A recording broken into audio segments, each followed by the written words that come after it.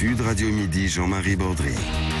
C'est la rentrée du président de la République sur Sud Radio et dans toute la France d'ailleurs. Emmanuel Macron qui nous annonce des temps difficiles. Non, c'est pas encore le discours de Winston Churchill à la Chambre des communes, mais ça commence à y ressembler.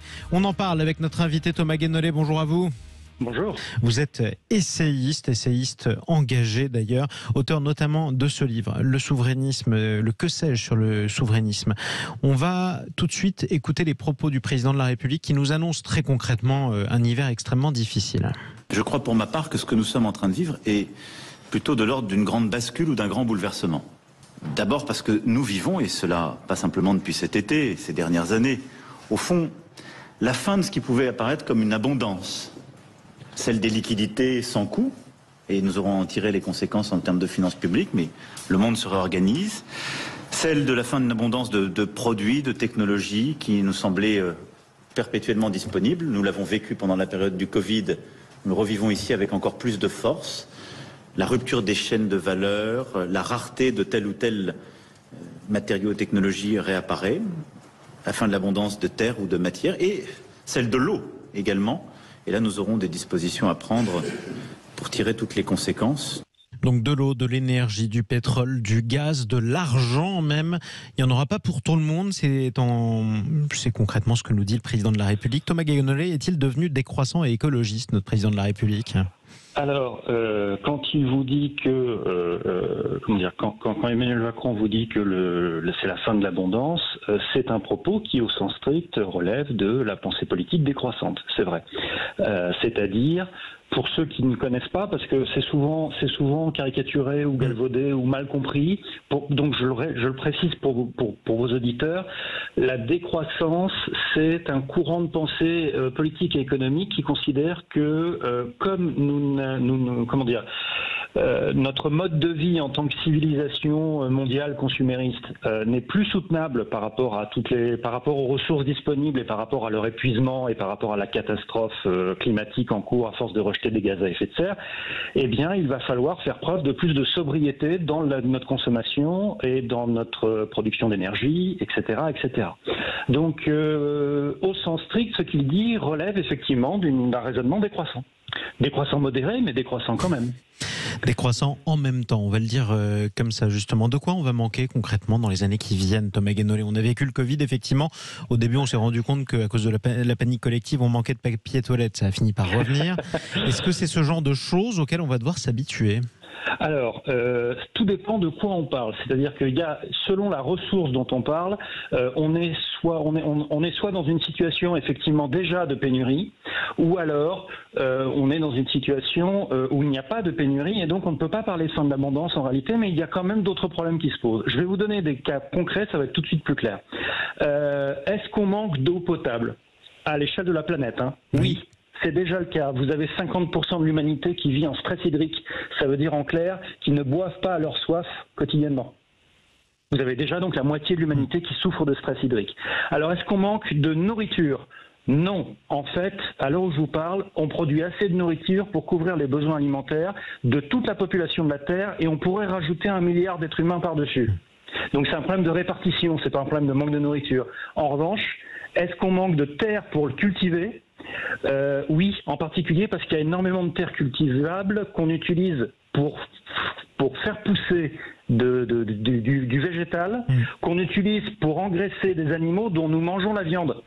Et donc ça prend à la fois la place de la culture et la place de l'élevage. Et donc en réalité, un argument que n'utilisent jamais les végétariens, c'est qu'il va falloir se passer de plus en plus de viande simplement parce que nos terres arables s'épuisent de plus en plus pour nourrir les animaux à viande.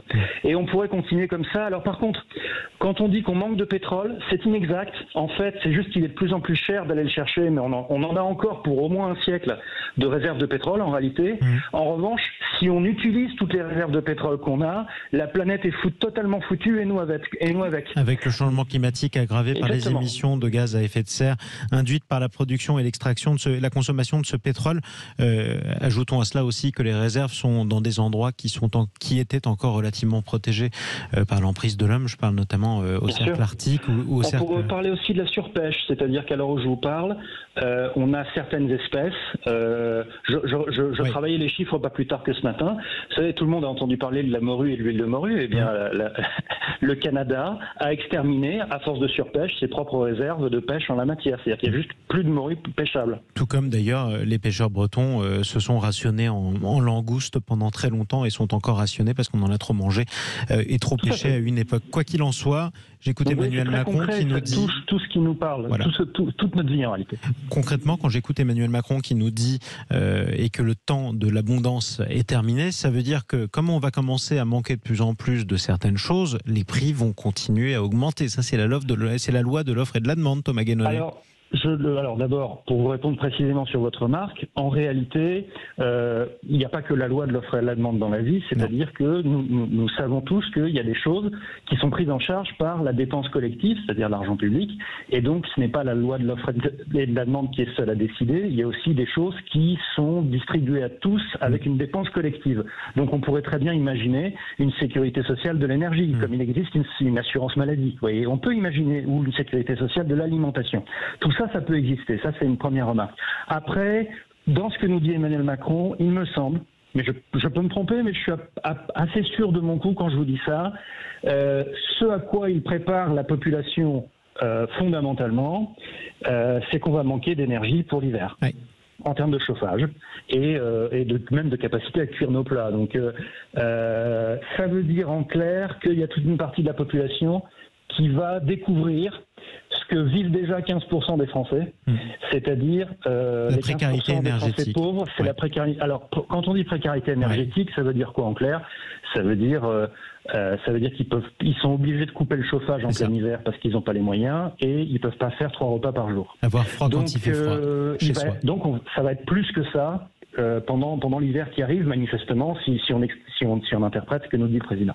Et effectivement, il y aura peut-être aussi d'ailleurs, ça c'est un risque contre lequel EDF est mobilisé, mais c'est pas sûr que ça suffise, des coupures de courant qui peuvent plus être exclues. Bref, on est quand même dans une situation tout à fait exceptionnelle.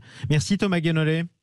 Juste une précision, elle n'est pas exceptionnelle, c'est la nouvelle normalité malheureusement. Le fait qu'on s'en rende compte est exceptionnel en tout cas. Merci à vous Thomas Guénolé. Si j'ose dire merci quand même, puisque c'est pas l'hiver le plus joyeux que vous venez de nous annoncer ou de nous confirmer. Je rappelle que vous êtes... Je suis pour rien, mais voilà, malheureusement on est obligé de dire la vérité aux gens, c'est quand même mieux. Effectivement, et puis je rappelle que vous êtes essayiste, engagé, auteur de ce livre, notamment Le que sais-je sur le souverainisme, tout savoir sur ce courant de pensée, le souverainisme. Avec ce livre. Merci à vous d'avoir pris la parole sur Sud Radio. L'une des raisons qui fait que on n'est pas sûr d'avoir du courant ou en tout cas d'avoir du gaz cet hiver, c'est la guerre en Ukraine. Je le disais, ça fait 6 mois qu'elle a commencé, jour pour jour, déclenchée par Vladimir Poutine qui ordonnait à son armée d'envahir un pays d'Europe. 6 mois après, les Ukrainiens célèbrent comme tous les ans leur indépendance menacée, malmenée par l'invasion russe. Quelle est la situation sur le front ? On va en parler dans quelques instants avec notre premier invité, justement, des nouvelles du front en Ukraine. À tout de suite sur Sud Radio, ce sera juste après les informations de 13h.